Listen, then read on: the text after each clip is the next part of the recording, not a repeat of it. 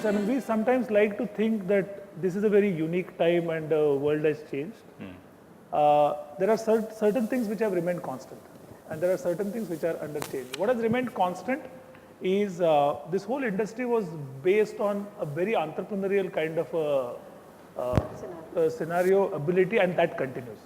So I think that the fire in the belly continues, and I'm fortunate to be associated with the IT industry since 1993, when we were not even recognized as an industry. Since that time till now, I think that entrepreneurship remains constant. The change is happening is because customer today is much more mature on their own understanding of the IT. And gone are the days where cost was the only expectation which they had. As the world goes by, your expectations go on changing.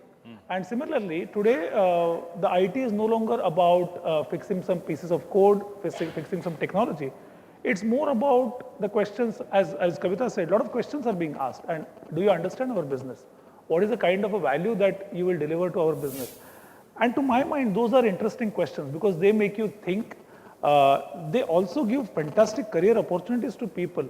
And today, the Indian IT industry, if you look at the revenue spread, 60 to 70% of it comes from a huge support and maintenance revenue, which is to the large corporate, and that continues. So it's not that the whole industry has turned upside down. The challenging times are people are asking for more. People are not asking only for a cost arbitrage, they are asking for a value to be delivered.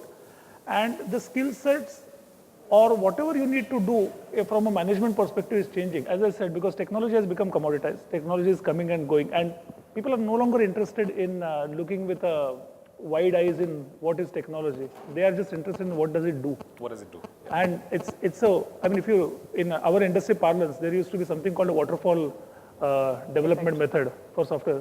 Everybody is talking of agile today. So I'm not interested in your processes.